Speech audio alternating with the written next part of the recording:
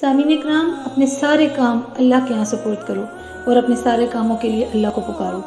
بہت سے لوگ کسی سے کام نکلوانا ہوگا تو ان سے پہلے وقت لینا، پھر ان کے لیے پاپڑ بیلنا، پھر ان کی چپلوسیاں کرنا، جھوٹی تعریف کرنا اور بہت کچھ کرنا۔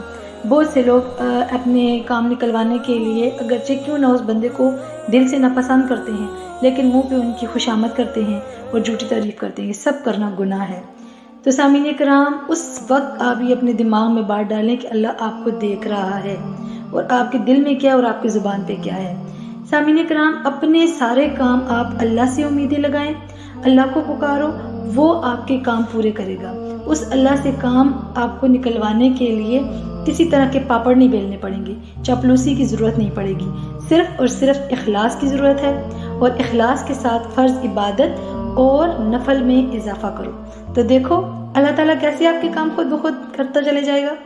سامعین کرام، اللہ رب العزت ہم پر بہت مہربان ہے، بہت رحمان ہے، وہ بہت رحیم ہے۔